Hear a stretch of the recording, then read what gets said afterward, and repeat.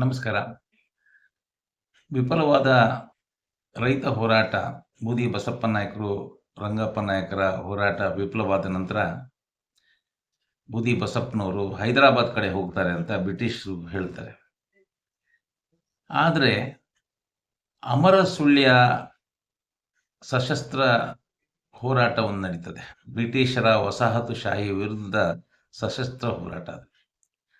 ಆಡಳಿತಶಾಹಿ ಅರಸೊತ್ತಿಗೆ ಸ್ವಾತಂತ್ರ್ಯದ ಸಶಸ್ತ್ರ ಹೋರಾಟದ ಇತಿಹಾಸವನ್ನೇ ಸುಮಾರು 150 ವರ್ಷ ದರೋಡೆಕೋರರ ದಂಗೆ ಎಂಬಂತೆ ಬಿಂಬಿಸಿತ್ತು ಮತ್ತು ಅದನ್ನು ಜನತೆ ನಂಬಿತ್ತು.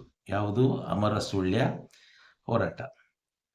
ಇದರ ಬಗ್ಗೆ ಅಮರ ಸುಳ್ಯ 1837 ಬ್ರಿಟಿಷ್ ವಸಾಹತುಶಾಹಿ ವಿರುದ್ಧದ ಸಶಸ್ತ್ರ ಹೋರಾಟ ಎನ್ನುವ ಪುಸ್ತಕವನ್ನು ವಿದ್ಯಾಧರ ಕುಡೇಕಲ್ಲವರು ಬರೀತಾರೆ.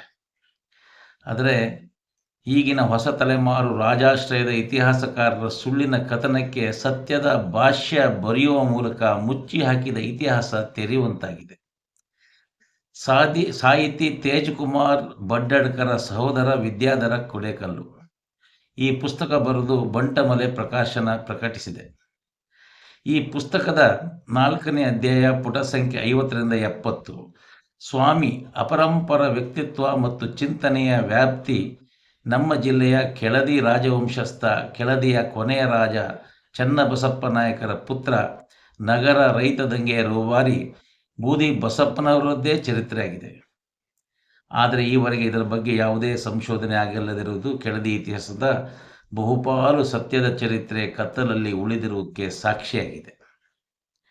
ಈ ಅಧ್ಯಾಯದಲ್ಲಿ ಏನಿದೆ ಅಂತ ನೋಡೋಣ ಬನ್ನಿ.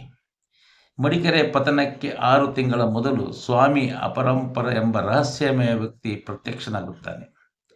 ಈತ ಚಿಕ್ಕವೀರರಾಜನ ಪದಚ್ಯುತಿಯ ನಂತರ ಪುನಃ ಕೊಡಗಿಗೆ ಭೇಟಿ ನೀಡಿದಾಗ ತಾನು ಚಿಕ್ಕವೀರರಾಜನ ದೊಡ್ಡಪ್ಪ ಅಪ್ಪಾಜಿ ಅರಸನ ಮಗ ವೀರಪ್ಪಾಜಿ ಒಡೆಯ ಹಾಲೇರಿ ಸಂಸ್ಥಾನದ ಉತ್ತರಾಧಿಕಾರಿ ಎಂಬುದಾಗಿ ಸುದ್ದಿ ಹಬ್ಬಿಸುತ್ತಾನೆ. ಈತನಿಗೆ ಕೊಡಗು ಮತ್ತು ಕೊಡಗಿನ ಅದೇ ತಾನೇ ಪ್ರತ್ಯೇಕಿಸಿದ ಕೆನರಾ ಜಿಲ್ಲೆಗೆ ಸೇರಿಸಲ್ಪಟ್ಟ ಕೆಳಕೊಡಗಿನ ಪ್ರದೇಶ ಇವೆರಡರಲ್ಲೂ ಅಪಾರ ಜನಬೆಂಬಲ ವ್ಯಕ್ತವಾಗುತ್ತದೆ. ಆದರೆ 1835ರಲ್ಲಿ ಕೊಡಗಿನ ಹೋರಾಟ ಆರಂಭಿಸುವ ಪ್ರಯತ್ನದಲ್ಲಿ ತೊಡಗಿದಾಗ ಇವರನ್ನು ಬಂಧಿಸಿ ಸೆರೆಮನೆಗೆ ಕಳಿಸುತ್ತಾರೆ. 1869ರಲ್ಲಿ ತಿರುಚನಾಪಳ್ಳಿ ಸೆರೆಮನೆಯಿಂದ ಬಿಡುಗಡೆಯಾಗಿ 1870ರಲ್ಲಿ ಶ್ರೀರಂಗಪಟ್ಟಣದಲ್ಲಿ ಮೃತರಾಗುತ್ತಾರೆ. ಇಂಗ್ಲಿಷ್ ದಾಖಲೆ ಪ್ರಕಾರ ಇವರ ಹೆಸರು ಕತ್ರಪ್ಪ ಬಾಹು. ಡಾಕ್ಟರ್ ಪುರುಷೋತ್ತಮ ಬಿಳೆಮಲೆಯವರ ಪ್ರಕಾರ ಶಿವಮೊಗ್ಗದ ನಗರ ರೈತ ಹೋರಾಟದ ನಾಯಕ ಬೂದಿ ಬಸಪ್ಪನೇ ಸ್ವಾಮಿ ಅಪರಂಪರ ಎಂದಿದ್ದಾರೆ. ನಗರ ರೈತ ಹೋರಾಟದ ಅಂತ್ಯದಲ್ಲಿ ಬೂದಿ ಬಸಪ್ಪ ಹೈದರಾಬಾದಿಗೆ ಪಲಾಯನ ಮಾಡಿದರು ಎಂಬ ಇತಿಹಾಸದ ಮುಂದಿನ ಭಾಗವೇ ಇದು ಆಗಿರಬಹುದು. 1833ರಲ್ಲಿ ಸ್ವಾಮಿ ಅಪರಂಪರ ಮಡಿಕೆರೆಗೆ ಏಕೆ ಬಂದಿದ್ದರು ಎಂಬುದು ಈವರೆಗೆ ಸಂಶೋಧನೆ ಆಗಿಲ್ಲ. ಅಮರ ಸುಳ್ಯ ಹೋರಾಟದ ಬಗ್ಗೆ ಅನೇಕ ಪುಸ್ತಕಗಳು ಕನ್ನಡದಲ್ಲಿ ಪ್ರಕಟವಾಗಿದೆ. ಇಂಗ್ಲಿಷ್ನಲ್ಲೂ ಒಂದು ಪುಸ್ತಕ ಬಂದಿರುವುದು ಇತಿಹಾಸದ ಚರ್ಚೆಗೆ ಕಾರಣವಾಗಿದೆ. ನಮ್ಮ ಜಿಲ್ಲೆಯ ಕೆಳದಿ ಅರಸರ ಇತಿಹಾಸ ಸಂಶೋಧನೆ ನಿಜಕ್ಕೂ ಆಗಿದೆಯಾ? ಕೇವಲ ಸರ್ಕಾರದ ಅನುದಾನದಲ್ಲಿ ಮಕ್ಕಿ ಎಂಬಂತೆ ಕೆಳದಿ ರಾಜರ ಆಸ್ಥಾನ ಕವಿಗಳು ಬರೆದದ್ದೇ ಇತಿಹಾಸ ಎಂಬಂತೆ ಬಿಂಬಿಸಲ್ಪಟ್ಟಿದೆಯಾ ಎಂಬ ಅನುಭವವೂ ಇದೆ.